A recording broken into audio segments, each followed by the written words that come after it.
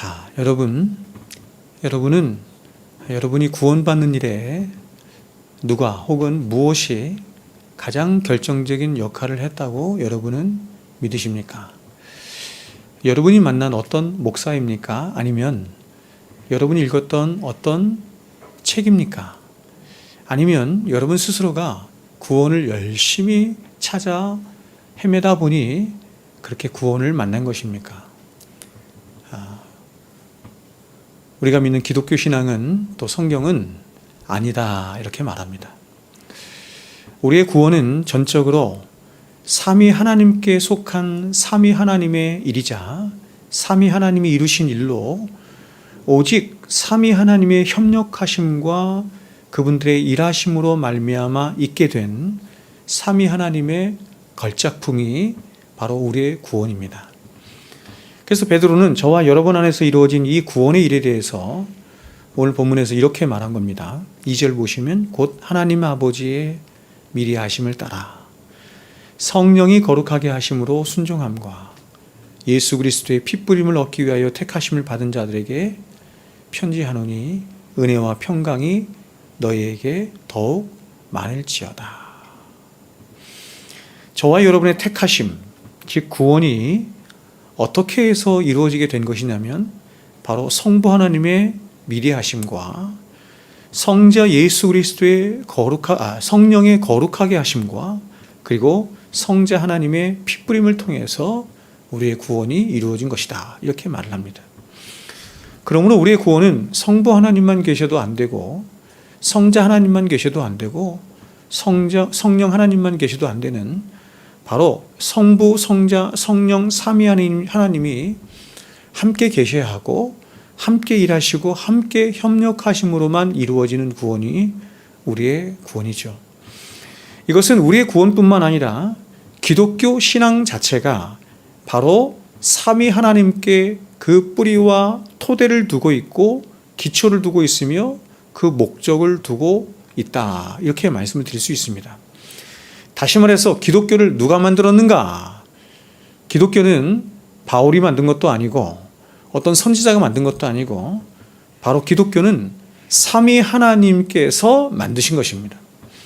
또 기독교는 무엇을 믿고 무엇을 신앙하는 종교인가? 바로 삼위 하나님의 존재하심과 그 삼위 하나님이 이루신 일들을 믿는 것, 그것이 바로 기독교 신앙의 내용이자 핵심이라고 할 수 있습니다.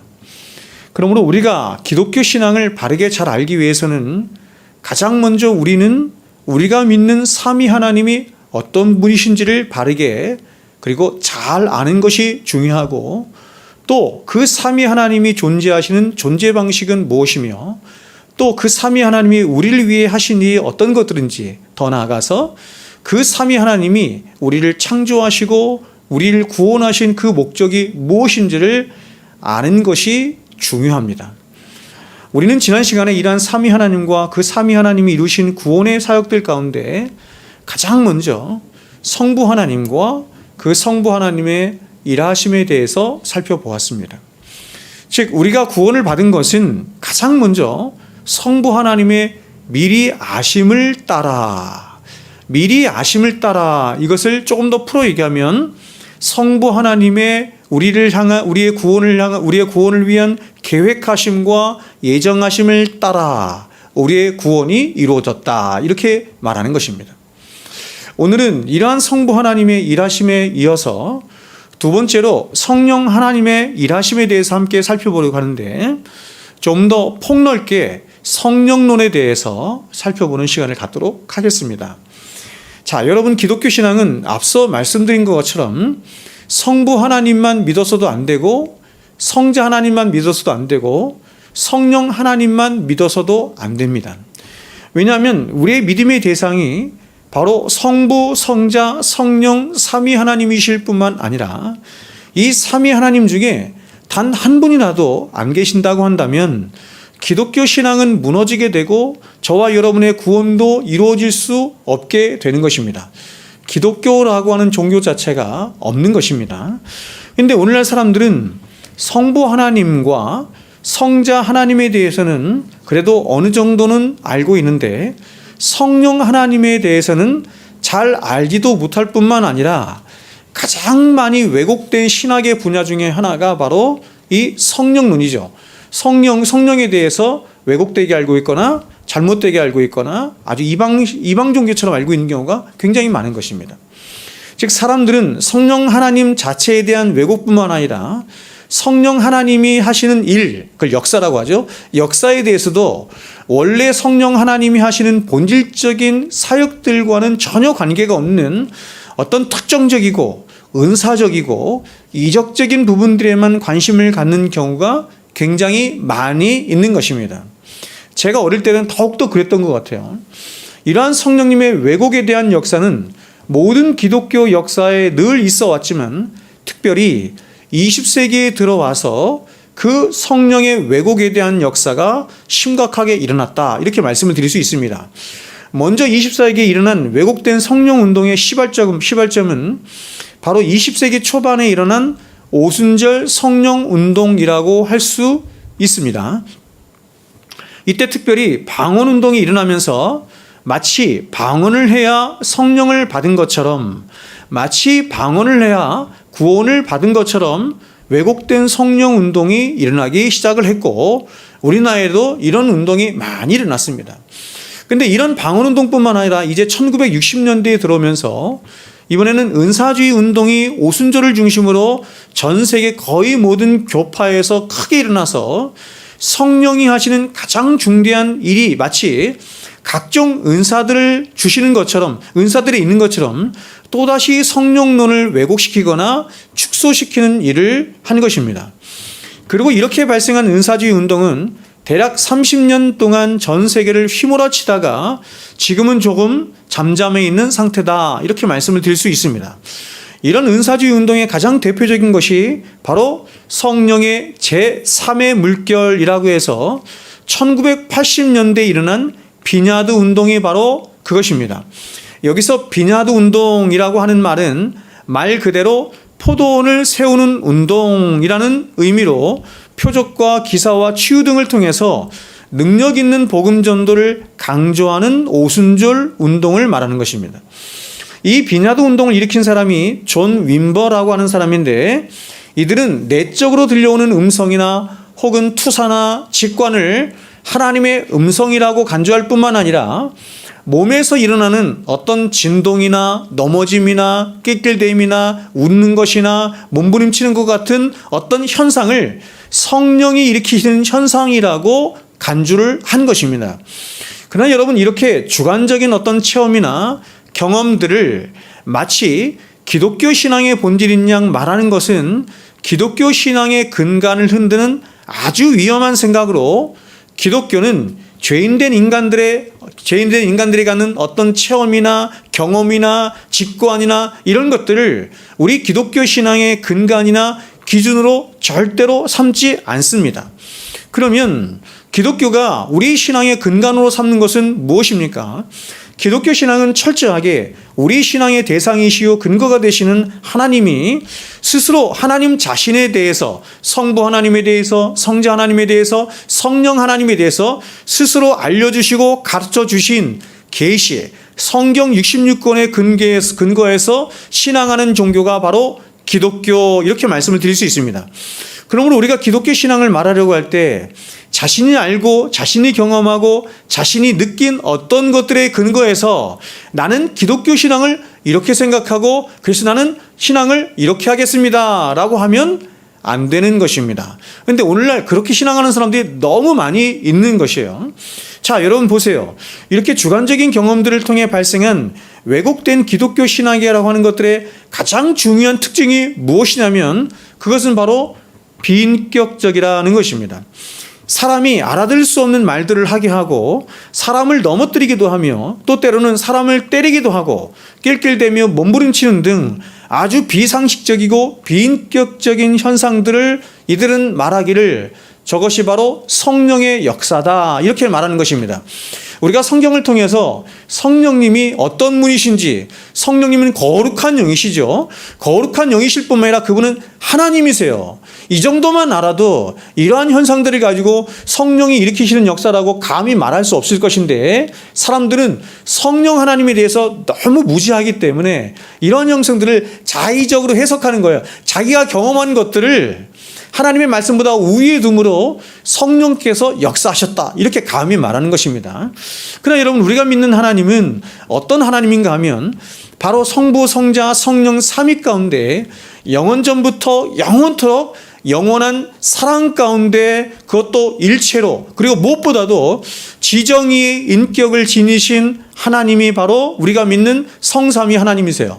그러니까 우리가 믿는 삼위 하나님의 가장 중요한 존재 방식이 뭐냐면 바로 서로를 향한 영원한 사랑 가운데 인격적으로 하나로 일체로 계신 하나님이신 거예요. 굉장한 신비죠. 그런데 이런 삼위 하나님은 저와 여러분과 관계를 맺으실 때도 그렇게 삼위 하나님 안에서 누리셨던 인격적이고 사랑으로 하나된 관계 가운데 동일하게 우리와 그렇게 관계를 맺기를 원하시는 거예요. 그러니까 우리가 하나님을 신앙하기를 그렇게 인격적으로 사랑의 관계 가운데 신앙하기를 원하시는 것입니다. 그래서 하나님이 저와 여러분을 창조하실 때 다른 피조물들처럼 그렇게 창조하지 않으시고 당신의 형상이 입혀졌다는 건 뭐냐면 당신을 닮은, 바로 지정의 인격을 지니신 하나님을 닮은 인격적인 존재로 우리를 창조하셔서 하나님과 그런 인격적인 교제를, 관계를 갖도록 하신 것입니다. 그러므로 기독교가 말하는 예수 그리스도의 십자가는 바로 티끌 같고 죄인된 저와 여러분을 결코 포기치 않으시고 가장 인격적인 사랑의 관계 안에 영원토록 함께 하기를 원하시는 애끓는 하나님의 사랑의 표현이 바로 십자가인 것입니다. 그러므로 이렇게 예수 그리스도의 십자가로 말미암은 하나님의 사랑이 저와 여러분 안에서 적용되어지고 표현되어지는 그런 성령의 역사 또한 인격적인 사랑의 관계 안에서 표현되어지고 역사되어지는 것은 너무나 당연하겠죠. 그러므로 여러분, 오순절 운동이나 은사주의 운동과 같은 비인격적인 신앙 운동은 절대로 성령의 역사라 할 수도 없을 뿐만 아니라 그러한 방식으로 되어지는 신앙을 기독교는 참된 신앙이라고 절대 말하지 않는 것입니다. 그런데 이런 왜곡된 은사주의 운동 이후에 더 사악하고 왜곡된 성령 운동이 일어나기 시작했는데, 그것이 바로 1990년대 미국을 중심으로 시작된 신사도 운동이 바로 그것입니다. 이들은 직통계시를 말하면서 예언 운동을 펼쳐나가는데, 바로 이 예언과 직통계시의 일이 성령께서 하시는 가장 중요한 일이자 사역이라고 말하기 시작하는 것입니다. 그러나 여러분, 이에 대해서 칼빈은 1500년대 사람 아니에요? 1509년도에 태어난 사람인데 1500년대에 태어난 이 칼빈은 이미 이 당시에 기독교 강요 제1권 9장에서 이것에 대해서 이렇게 미리 예언했어요. 보세요. 성경을 배격하고 직접 계시에 이르려고 하는 광신자들은 모든 경건의 원리를 파괴하고 있다.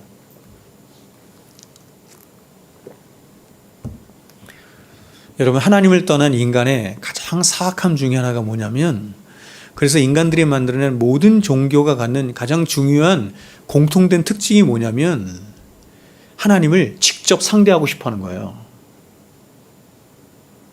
중보자가 없이, 계시가 없이 하나님을 직접 상대하고 싶어 하는 거예요. 그게 모든 종교들이 갖고 있는 중요한 특징이에요. 그러나 기독교는 그렇게 말하잖아요. 기독교는 중보자 예수 그리스도가 없이는 하나님께 갈 수가 없어요. 기독교는 하나님이 계시하여 주신 성경이 없이, 계시가 없이는 하나님을 알 수도 없고 하나님께 갈 수가 없는 거예요. 그래서 칼빈이 그렇게 얘기한 거예요. 성경을 배격하고 직접 계시에 이르려고 하는 광신자들은, 직접 하나님께 이르려고 하는 광신자들은, 광신자라고 표현했죠. 모든 경건의 원리를 파괴하고 있다. 여러분, 앞서 말씀드린 모든 방언운동이나 은사주의 운동이나 신사도 운동 같은 것은 거의가 다 성경이 말씀하는 성령론과는 관계가 없는 것이거나, 혹은 관계가 혹시 있다 할지라도 먼저는 성령 하나님이 어떤 분이신가에 대한 심각한 오해와 더불어서 더 나아가서 성령 하나님이 하시는 사역들 가운데 어느 한 부분만을, 그것도 아주 비본질적인 부분인데 그런 비본질적인 부분만을 집중적으로 조명해서 일어난 왜곡된 신앙운동입니다. 그렇다면 여러분, 우리는 과연 어떻게 하면 성령님을 바르게 알아서 바르게 신앙생활을 할 수 있을까요? 우리가 바르게 신앙생활을 할 수 있는 비결은 우리의 믿음의 대상, 우리의 신앙의 대상이신 성부 하나님에 대해서, 성자 하나님에 대해서, 성령 하나님에 대해서 바로 아는 거예요. 이것이 기초이고 어떤 면에서 이게 전부예요.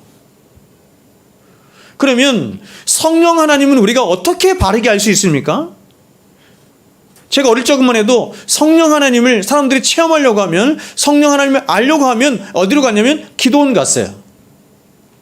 열심히 산에 가서, 그쵸, 소나무 뿌리 뽑으면서 그렇게 성령을 구했어요.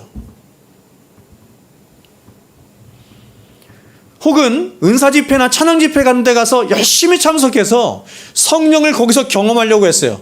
그 경험으로 성령이 어떤 분이신가 하는 것을 알려고 했어요. 그렇죠? 완전히 잘못된 방법입니다. 완전히 잘못된 방법입니다. 그럼 우리는 어떻게 성령님을 알 수 있습니까? 그것은 오직 한 가지 방법밖에 없어요. 성부 하나님을 알 수 있는 방법도, 성자 하나님을 알 수 있는 방법도, 성령 하나님을 알 수 있는 방법도, 성부 하나님께 가는 방법을 알 수 있는 방법도, 우리가 구원에 이르는 길을 알 수 있는 방법도, 교회가 무엇인지에 대해서 알 수 있는 방법도 하나밖에 없어요. 성경을 통해서만 알 수 있습니다. 그럼 왜 우리는 성령을 알기 위해서 성경으로 나아가야 합니까? 그것은 바로 이 성경을 영감하여 기록하신 분이 성령님이시기 때문이에요. 그러면 영감된 성경을 통해서 자신을 알려주시는 그 계시된 지식이야말로 성령님에 대한 가장 바르고 참된 지식이겠죠. 성경을 누가 기록했냐면 성령님이 기록했어요. 그러니까 성경을 기록하신 성령께서 성경을 통해서 자신을 알려주신 지식이 가장 바른 지식이겠죠.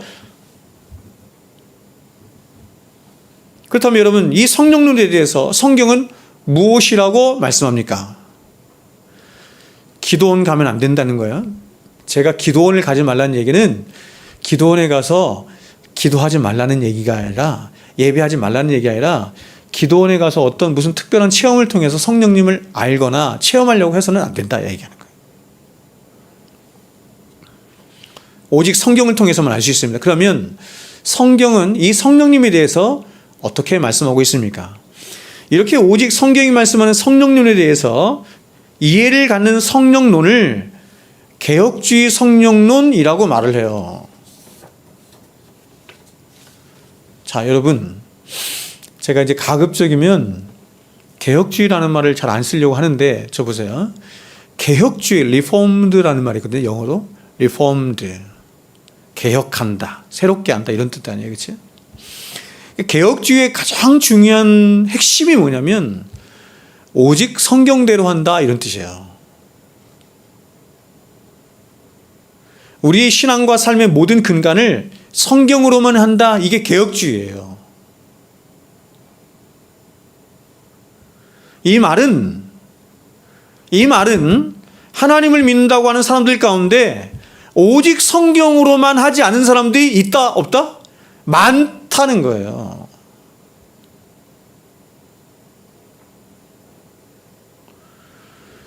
철저한 개혁주의자면 개혁주의일수록 모든 신앙과 삶의 근간을 어디에만 두냐면 성경에만 둔다, 이렇게만. 그러니까 종교개혁의 첫 번째 모토가 솔라 스크립트라네, 그죠? 오직 성경. 근데 어떤 사람들은 성경 80%, 내 경험 20%, 어떤 사람들은 성경 50%, 내 경험 50%, 어떤 사람들은 성경은 거의 읽지도 않아. 죽을 때까지 성경 일독도 못하는 사람들 굉장히 많죠, 교회 안에?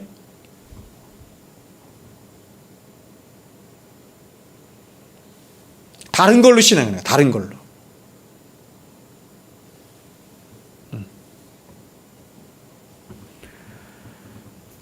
그래서 여러분, 이 개혁주의 성령론에 두 거장이 있어요. 그 두 사람이 누구냐면 존 칼빈하고 존 오웬이에요. 그래서 세계 3대 칼빈주의자 중에 한 사람으로 불리는 워필드 박사, 비비 워필드 박사라고 하는 분이 있는데, 이번에 제가 가서 책 선물을 하나 받았거든요. 세종에서 멀리 왔다고 책을 한 권 주더라고. 옛날에는 제가 퀴즈 맞춰가지고 받고 그랬는데, 오늘 이렇게 두꺼운 워필드 책을 하나 받아왔습니다. 55,000원짜리. 워필드 박사가 뭐라고 말했냐면, 역사상 가장 위대한 성령 신학자가 누구냐? 칼빈이다. 이렇게 말했습니다. 역사상 가장 위대한 성령 신학자가 칼빈이다. 이렇게 말했어요. 아마도 오순절 계통에 있는 사람들은 그렇게 말하지 않을 것 같아요. 오순절 계통에 있는 사람들은 성령에 관해서 최고의 전문가가 누구냐? 조용기 목사님이다. 아마 이럴 거예요.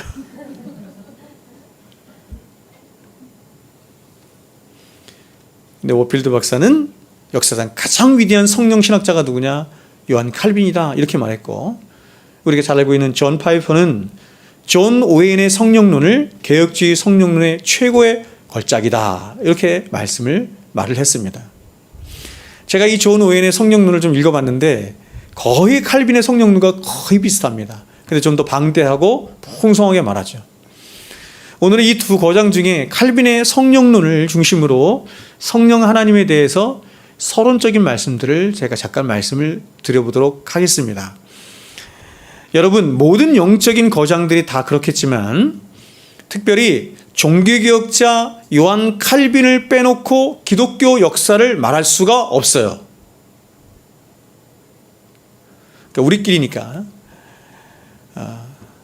대한예수교 장로회 통합 측 같은 데는 칼빈을, 기독교 역사를 공부할 때 칼빈을 기독교 종교개혁자들 중에 그냥 한 명 정도 이렇게 쓱 지나가요. 이 위대한 칼빈을.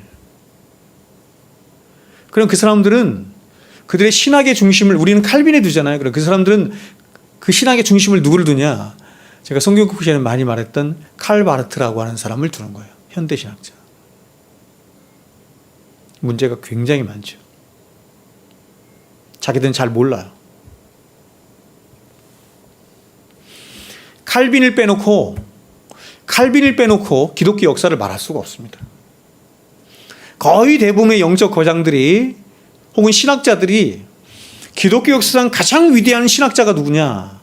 4명을 한번 뽑아라. 그러면 그 4명 중에 칼빈이 안 들어간 적이 거의 없어요. 칼빈과 아우구스티누스, 존 오웬이 들어가기도 하고, 휘필드가 들어가기도 하고, 요한 웨슬레가 들어가기도 하고, 그 다음에 신학대전을 쓴 사람이 누구죠? 토마스 아퀴나스, 이런 사람들이 들어가기도 하고, 여러 사람들이 이렇게 겹쳐지는데 요한 칼빈과 아우구스티누스는 빼진 적이 없어요.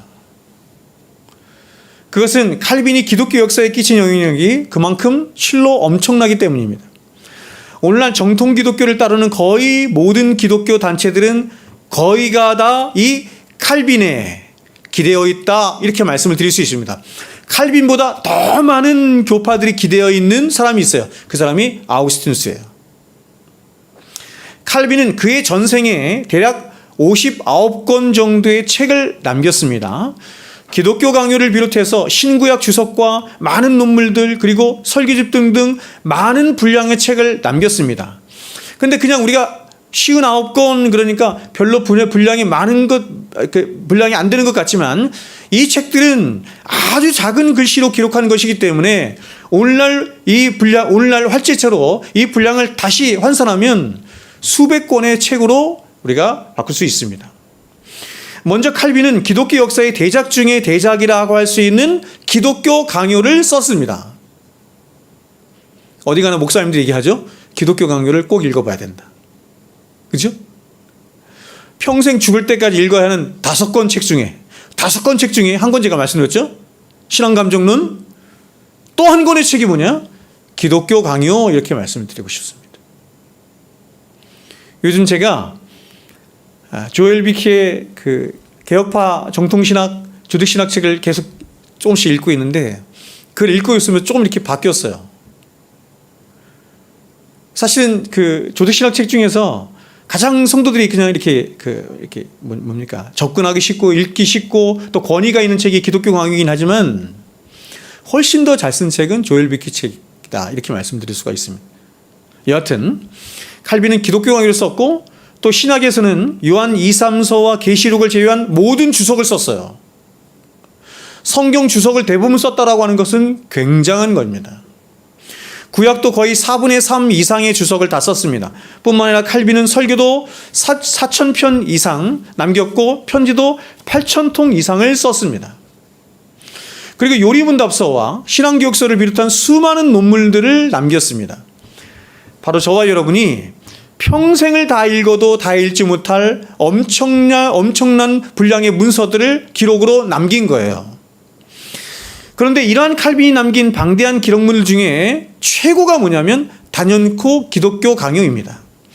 그래서 기독교 대역사가 중에 한 사람으로 꼽히는 필립 샤프는 말하기를, 기독교 역사상 가장 위대한 인물과 그가 쓴 작품을 꼽는다고 한다면 세 사람을 꼽을 수 있는데, 첫 번째는 누구냐면 아우구스티누스죠. 어거스틴과 그가 쓴 하나님의 도성이다, 이렇게 말을 했고, 두 번째는 가톨릭의 대부라고 할 수 있는 토마스 아퀴나스와 그가 쓴 신학 대전이다, 이렇게 말을 했고, 마지막 세 번째가 뭐냐면 칼빈과 칼빈이 쓴 기독교 강요다, 이렇게 말한 것입니다. 칼빈이 이 기독교 강요를 집필하게 된 계기는 그야말로 굉장히 드라마와 같은데, 바로 루터의 종교개혁 이후 칼빈은 1533년 파리 대학 학장 니콜라스 콥의 취입 연설문 원고를 이렇게 초안해 주었다는 이유로 거의 3년 반이나 이단으로 몰려서 가톨릭에 의해서 쫓기는 신사가 돼요. 그래서 바젤이라고 하는 시골에서 거의 3년 동안 숨어 지내게 됩니다. 근데 여러분, 이것이 바로 하나님의 신의 한 수였죠. 이렇게 그가 시골에 숨어 지내던 가장 고통스러운 시간이었지만, 오히려 그에겐 지필에 몰두할 수 있는, 그리고 수많은 책들을 읽을 수 있는 하나님이 마련해 주신 최선의 상황이 된 것입니다. 바로 그가 피실에서 머물러 있던 루이 뒤띠의 집에 초대교회 교부들과 루터를 비롯한 여러 종교개혁자들의 방대한 양의 장서가 거기에 비치되어 있었던 것입니다. 바로 그곳에서 이 위대한 천재는 그 방대한 양의 장서들을 마음껏 독파할 수 있었고, 그래서 27세라고 하는 젊은 나이에 그 엄청난 지식을 근간으로 해서 한 권의 책을 집필하게 되었는데, 그 책이 바로 기독교 강요예요. 27살에. 저는 27살에 대학을 다녔는데.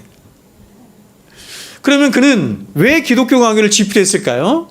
그 기독교 강요를 집필한 첫 번째 동기를 그가 프란시스 왕에게 보낸 편지에서 우리는 알 수 있는데, 그는 이렇게 말을 합니다. 들어보세요. 본인이 원래 의도했던 것은, 기독교 강요를 쓸 때 내가 원래 의도했던 것은 이런 말이에요. 단지 몇 가지 기초적인 원리를 기술하여 제공함으로써 종교에 열심히 가진 사람들이 참으로 경건한 삶을 살아가는데 도움을 주려고 했을 뿐입니다. 그러니까 평신도들에게, 평신도라는 말은 잘못된 말인데, 평신도들에게 삶의, 신앙의 기초적인 원리를 제공해 주기 위해서 이 책을 썼다, 이렇게 말하는 겁니다. 본인은 특별히 이 글을 나의 동족인 프랑스 사람들을 위하여 쓰게 되었으며, 그들 가운데 많은 사람들이 줄이고 목마른 듯 그리스도를 사모하고 있지만, 그러니까 자기 프랑스 사람들 가운데 말씀을 사모하는 사람들이 굉장히 많이 봤던 거예요. 그래서 그 사람들 생각하면 쓴 거죠. 그에 대해 조금이라도 올바르게 알고 있는 사람은 매우 적다는 사실도 알게 되었습니다.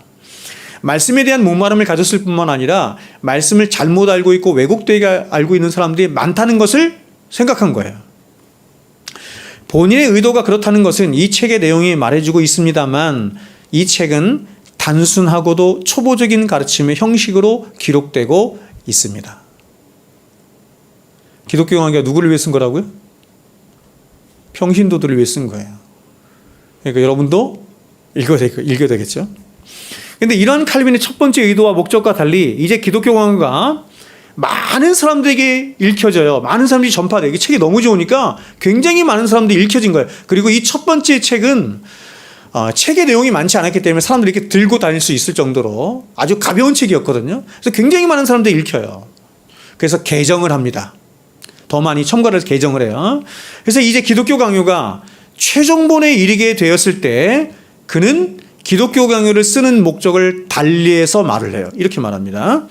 나의 목적은 신학 연구에 전념하는 사람들을 가르치고, 이번엔 평신도가 대상이 아니죠. 신학을 연구하는 사람들이래요. 신학 연구에 전념하는 사람들을 가르치고 보존하기 위한 것이므로 그들을 성경 연구에 쉽게 접근할 수 있게 하고 그들의 성경 이해를 보다 향상시키고 동의 없이 의롭고 올바른 길로 인도하려는 것에 있습니다. 이렇게 말해요. 칼빈이 1536년에 처음 출간한 기독교 강요는 총 516페이지 총 6장으로 된 작은 책이에요. 사람들이 이것을 소책자라고 불리는데 516페이지가 무슨 소책자예요. 그렇죠? 그렇진 않죠. 성도들이 이 책을 갖고 다니면서 읽을 수 있을 정도의 책이었다, 이렇게 말을 합니다. 그리고 이후 기독교 강요가 계속해서 23년 동안 4번의 개정을 해요. 4번의 개정을 거쳐서 발간되어 오다가 1559년 그의 나이 50세에 마지막 최종본을 내게 되는데, 이때 최종본이 그 이전의 개정판들과는 비교가 되지 않을 정도로 방대한 분량이 되는데 총 4권, 지금도 4권으로 나오죠. 4권, 총 80장으로 된 대작이 출간되게 되는 것입니다. 이 기독교 강요를 읽어보신 분은 알겠지만 이 기독교 강요의 구성은 사도신경의 순서를 따라서 기록되어 있다고 할 수 있습니다. 여러분, 사도신경은 어떤 순서를 따라서 기록되어 있죠? 사도신경은 성부, 성자, 성령, 그렇죠? 성부 하나님을 믿사오며 성령 하나님, 그 다음에 성자 하나님을 믿고 성령 하나님을 믿사오며, 이렇게 다 그렇게 되죠. 마찬가지로 기독교 강요도 그렇게 되어 있어요. 그래서 제1권은 창조주 하나님에 대해서 기록하고 있고, 제2권은 구속주 하나님이신 예수 그리스도에 관해서 기록하고 있고, 제3권에서는 제3위 하나님이신 성령 하나님에 대해서 기록을 했습니다. 그리고 이제 마지막 제4장에서는 교회론이 나와요. 사도신경도 그렇게 되어 있죠. 성령을 믿사오며 거룩한 공회와, 이렇게 교회론이 나오죠. 이것을 좀 더 세분적으로 보면 제1권은 성령론과, 제1권은 성경론과, 그렇죠? 우리는 계시론을 먼저 배웠죠. 계시론 빠지고 성경론과 신론, 하나님의 성부 하나님에 대해서 나오고, 제2권은 인간론과 기독론이 나와요. 기독론이라는 말은 예수 그리스도에 관하여, 이런 뜻이에요. 기독이라는 말이 한자로 음력한 것입니다. 그리스도라는 말을. 제3권은 구원론과 성령론에 대하여 나오고, 마지막 4권은 교회론에 대해서 나와요. 마지막 제4권이 교회론으로 나오는 것은 뭐냐면 성부, 성자, 성령, 삼위 하나님의 모든 일하심과 사역이 결국 무엇으로 종결된다? 교회를 구원하는 것으로 종결된다, 이렇게 되는 거예요. 근데 여기서 우리가 특별히 제3권을 보면 제3권은 총 25장으로 된 방대한 양인데 거의 대부분이 어디에 초점 맞춰지냐면 구원론에 초점이 맞춰져 있어요. 그러니까 구원론 뭐예요, 여러분? 중생, 믿음, 칭의, 예정, 이런 거에 거의 이렇게 초점이 맞춰져 있습니다. 이 3권에 성령론이 들어가 있다고 했죠? 근데 성령론에 관해서는 총 25장 중에 딱 한 장만 나와요. 1장. 제1장에서만 집중적으로 다루고 있습니다. 페이지 수로도 성령 하나님에 관해서는 대략 10페이지 정도밖에 기록되어 있지 않아요. 그러니까 기독교 강의 전체 페이지 수가 대략 2500페이지 정도가 넘는데 그 가운데 성령론에 관해서 집중적으로 이야기하는 것은 10페이지밖에 안 되는 거예요. 그러니까 250분의 1밖에 기록이 안 된 거죠. 그러므로 우리가 기독교 강의를 대충 이렇게 살펴보면, 주제별로 이렇게 살펴보면 칼빈이 마치 성령론은 잘 모르는 것처럼, 성령론은 터부시한 것처럼 그렇게 생각이 되어질 여지가 있는 거예요. 그러나 절대로 그렇지 않습니다. 오히려 칼빈은 그 누구보다도 방대하게, 그리고 가장 심도 있고 중요하게 이 성령론을 기독교 강요 전체를 통해서 말하고 있어요. 즉 칼빈은 성령론을 제3장에서만 다루고 있는 것이 아니라 기독교 강요 1권에서도 2권에서도 3권에서도 4권에서도 계속해서 성령론을 다루고 있는 거예요. 예를 들면 칼빈이 제1권에서 가장 먼저 계시된 성경에 대해서 이야기를 합니다. 그러니까 모든 기독교 신앙의 출발은 뭐냐면 계시로부터 출발하는 거죠. 우리가 성경 시간에 배웠던 것처럼 신론이 먼저 나오지 않고 기독론이 먼저 나오지 않고 가장 먼저 뭐가 나오냐면 계시론이 나오는 거예요. 계시를 통해서는 우리는 신앙한다 이런 것입니다. 그럼 그 계시된 말씀이 뭐냐? 성경이다. 그래서 성경론을 말하는 거예요. 근데 칼빈은 이 성경론을 뭐에 연결해서 말하고 있냐면 성령론에 연결해서 말하고 있어요.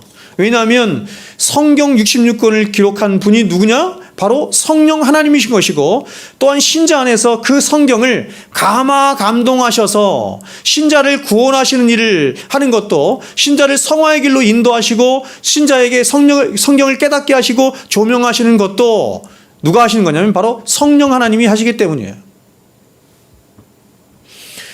따라서 성경은 성령님을 떠나서는 아무런 효력도 없는 그저 문자에 불과한 책이 되고 마는 것이고, 마찬가지로 성령님 역시도 당신이 직접 기록하시고 영감하신 성경 66권을 통해서만 역사하시는 거예요.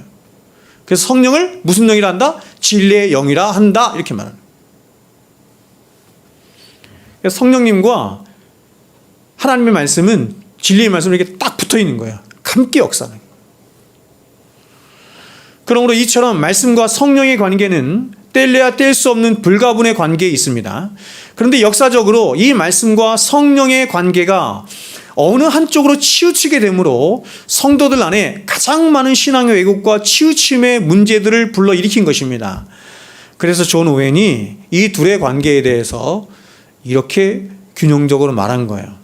성경과 성령의 균형을 잘 유지해야 합니다. 그렇지 않고 이 둘의 균형이 어느 한쪽으로 치우치거나 깨어지는 순간 기독교 신앙은 잘못된 신앙으로 변질되게 되고, 그 결과 가장 치명적인 신앙적 오류를 낳을 수 있게 됩니다. 여러분, 제가 서두에서도 말씀드린 것처럼 성령께서 직접 감동하여 주신 계시된 성경을 무시한 채 사람들의 경험이나 체험이나 직관들을 통해 갖는 성령론의 위험성을 한번 보십시오. 그러한 것들은 거의가 다 기독교 신앙과 관계가 없는 이유적인 것들이거나 혹은 관계가 있다 할지라도 성령이 하시는 가장 중요한 사역들은 거의 다 배제한 채, 그리고 성령의 수많은 사역들 가운데도 오직 성령이 주시는 어떤 은사적인 측면에만 거의 초점을 맞춘 일들이다, 이렇게 말씀을 드릴 수 있어요. 그리고 성령이 주시는 여러 다양한 은사들 가운데에도 예를 들면 섬김의 은사도 있고 가르치는 은사도 있고 전도의 은사도 있는데, 이런 것들은 거의 말하지 않고 성령의 은사 그러면 대부분 사람들이 어떤 이적적인 은사들에만, 방언이니 예언이니 병고침의 은사니 이런 것에만 거의 관심이 있는 겁니다. 하지만 여러분, 이러한 성령의 은사들은 성령이 신자 안에서 내주하지 않은 채로도, 성령이 우리 안에서 내주하지 않은 채로도, 다시 말하면 그 사람이, 이런 뜻이죠, 구원받은 하나님의 백성이 되지 않은 채로도 얼마든지 역사하실 수 있는 사실이라는 사실을 우리가 알아야 돼요.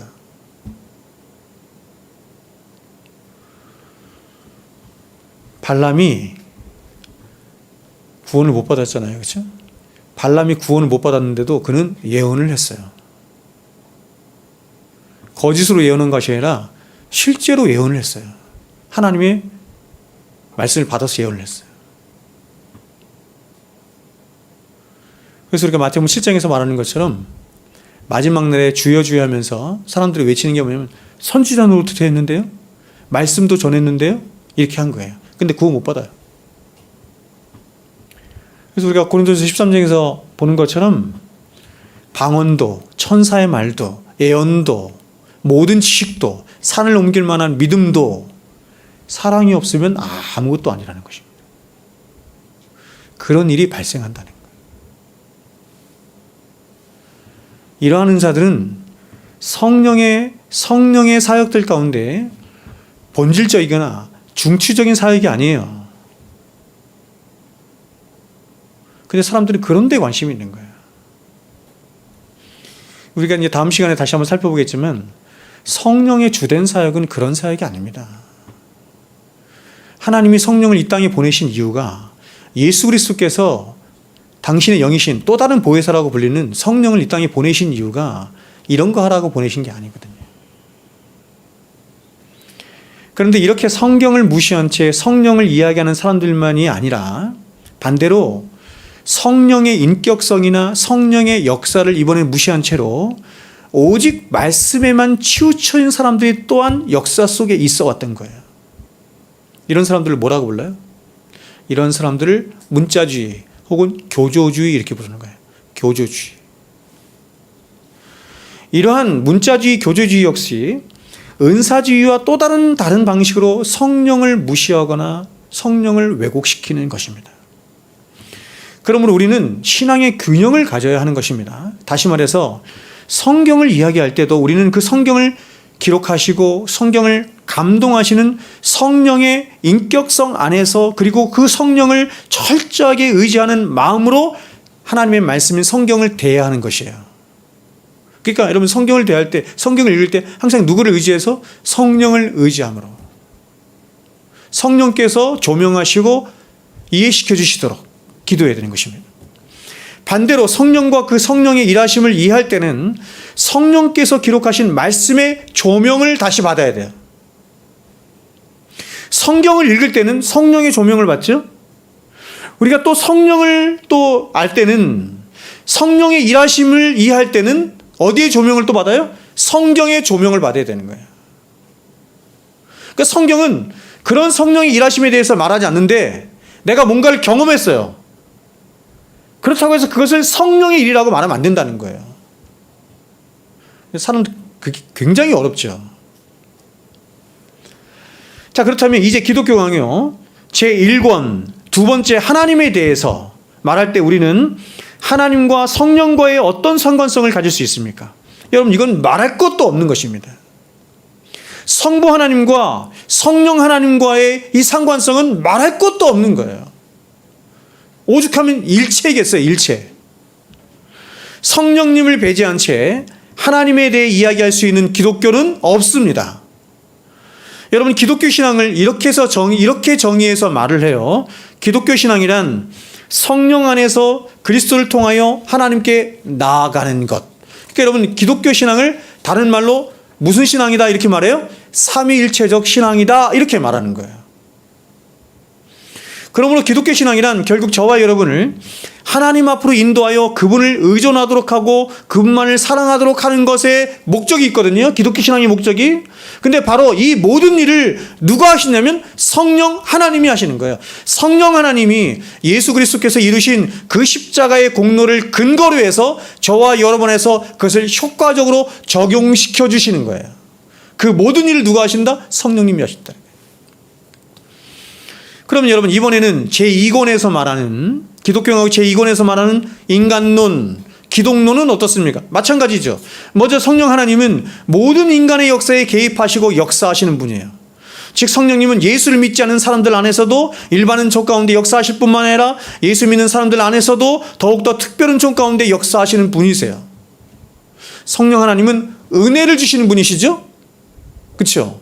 그럼 은혜를 누구에게 주세요? 믿는 우리에게만 주시는 것이 아니라 믿지 않는 사람들에게도 주시는 거예요. 그래서 여러분 인간론이 성령님은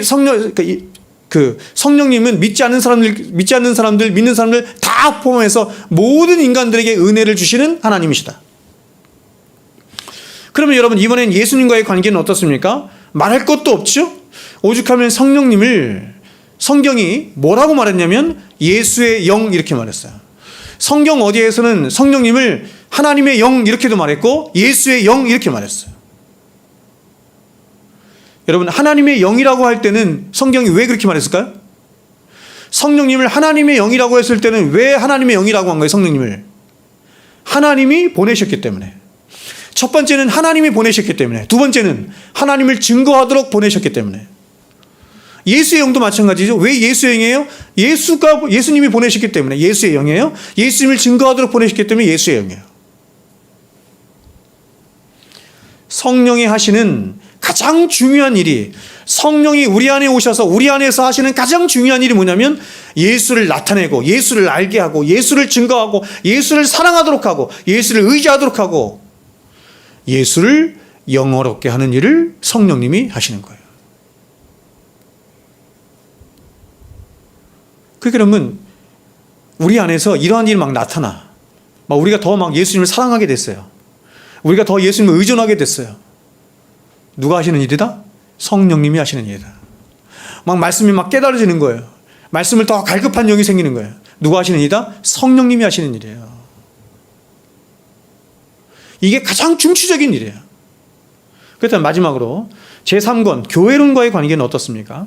이것도 역시 성령님과 가장 깊은 관계가 있습니다. 왜냐하면 교회를 세워나가시는 분도, 교회를 이끌어 가시고 교회를 견고케 하시는 일도 다 누가 하세요? 성령님이 하시는 거예요. 그래서 에베소 4장에서 이렇게 말하는 거예요. 성령의 하나 되게 하신 것, 이렇게 말하거든요. 그것을 힘써 지키라, 이렇게 말해요.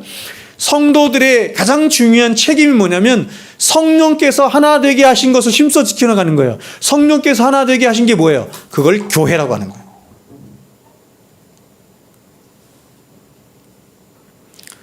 다시 말해서 교회를 세워나가기 위해 필요한 모든 은사, 직분, 이 모든 것들을 주시는 분도 성령님이 주시죠? 하나님 왜 우리에게 은사를 주세요? 은사의 목적이 뭐예요? 직분을 주신 목적이 뭐예요? 왜 목사, 집사, 장로 등등등 이런 거 왜 세워요? 왜 은사들을, 각종 은사들을 주세요? 목적은 하나죠? 교회를 세우기 위함이에요. 근데 그걸 누가 주신다? 성령님이 주신다는 것입니다. 또한 그 교회와 성도들을 진리의 말씀으로 거룩하게 하시고 은혜로 함께 하시는 분, 누가 하세요? 성령님이 하시는 것입니다. 여러분, 이처럼 성령님은요, 성경과 성부 하나님과 그리고 인간과 인간의 모든 역사, 그리고 예수 그리스도와 교회와 우리의 구원과 종말과 이 모든 것에 늘 함께 하시고 주관하시고 역사하시는 분이 누구시냐? 성령 하나님이신 것입니다. 그러므로 여러분, 우리가 성령론을 제대로 공부하려고 하면 신학의 거의 전 분야를 다 살펴보아야 하는 것이에요.